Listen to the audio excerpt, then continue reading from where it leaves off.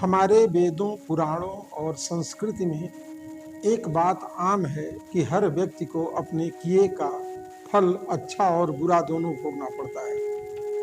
आदमी जैसा करता है उसके हिसाब से उसका मूल्य उसे अच्छे और बुरे रूप में अदा करना पड़ता है। यह अच्छा बुरा पक्ष ही स्वर्ग और नर्क भी माना जाता है। नमस्कार, प्रखर आस्था देख रहे हैं आप। मैं हूं आपके साथ विमलेश शुक्ल।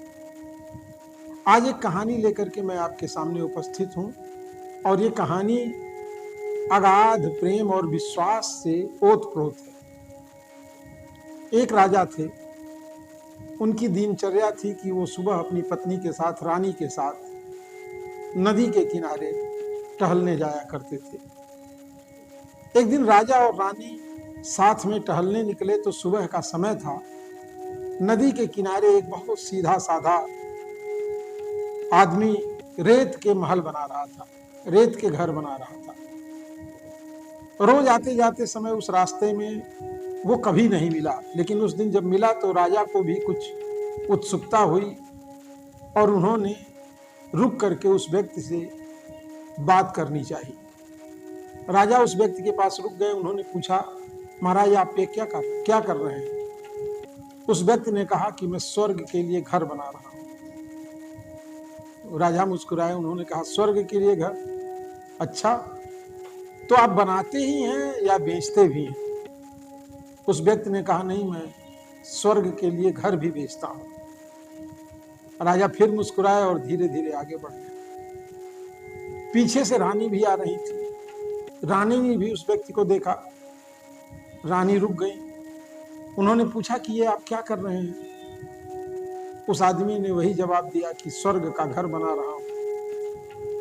रानी ने पूछा, क्या आप इसको बेचते भी हैं या केवल बनाते ही हैं? उस व्यक्ति ने कहा, नहीं, जो चाहे खरीद सकता है, आप भी चाहें तो खरीद सकती हैं। रानी मुस्कुराई और बिना कुछ कहे उन्होंने कीमत पूछी।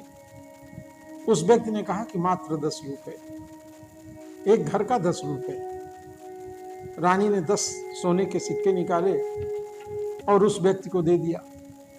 वो आदमी मुस्कुराया और एक महल नुमा जो रेत का घर बना था उस पर एक निशान लगा दिया। रानी का नाम उसने लिख दिया। रानी खुशी खुशी उस महल को खरीदी और आगे बढ़ गई। राजा ने कुछ जानना नहीं चाहा, चूंकि थोड़ी दूर आगे पीछे लोग चल ही रहे थे। दोनों लोग वापस महल पहुंच गए। दिन भर की पूरी दिनचर्या पूरी करने के बाद राजा जब अपने शयन कक्ष में गए, रानी भी अपने शयन कक्ष में चली गई। तो भोर के समय राजा ने स्वप्न देखा कि वो स्वर्ग में चले गए। बहुत ही अद्भुत दृश्य था। वहां बड़ी बड़ी अट्टालिकाएं खड़ी थी।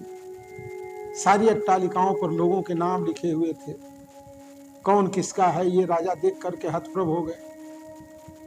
राजा एकदम मंत्रमुग्ध होकर के उस स्वर्ग में टहलने लगे। चारों तरफ पुष्प लताएं, सुंदर सुंदर फूल, चहचहाती हुई चिड़िया, फलों से लदे बाग, बहुत सारा कुछ, जितनी स्वर्ग की कल्पनाएं हो सकती थी वो राजा को स्वप्न में सब कुछ दिख गया। राजा महल में वो स्वर्ग में टहल रहे थे। अचानक उनकी नजर गई कि अरे, इस पे तो रानी का नाम लिखा हुआ है, ये तो मेरी रानी का महल है। जब वो आगे बढ़े, महल के अंदर जाने का प्रयास किए तो हाँ, पहरेदारों ने राजा को रोक लिया। उन्होंने कहा, अरे भाई, ये मेरे रानी का महल है और मेरी रानी का महल है तो मेरा भी है। यह स्वर्ग में बना हुआ जो घर है ये मेरी रानी का है।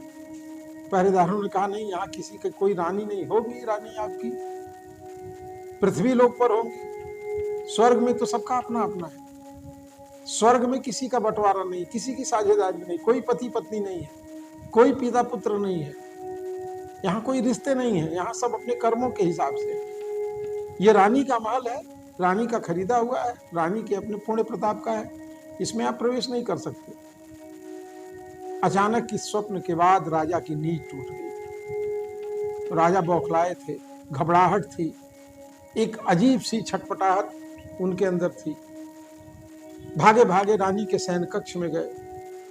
रानी जग गई थी। उन्होंने रानी से सवाल किया कि क्या कल तुम जब मेरे साथ नदी के किनारे टहल रही थी तो हाँ, एक आदमी रेत के घर बना रहा था, उसमें से तुमने कोई घर खरीदा क्या? रानी ने कहा, हाँ क्यों?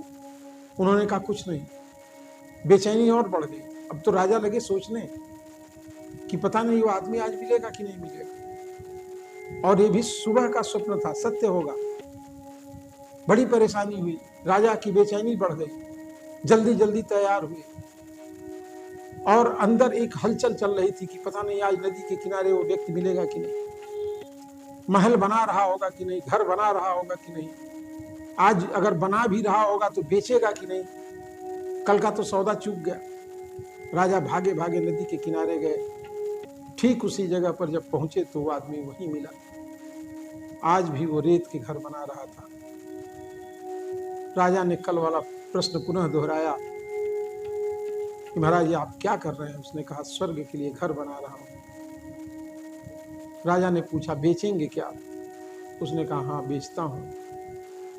उन्होंने कहा, कीमत? उसने कहा, पूरा साम्राज्य।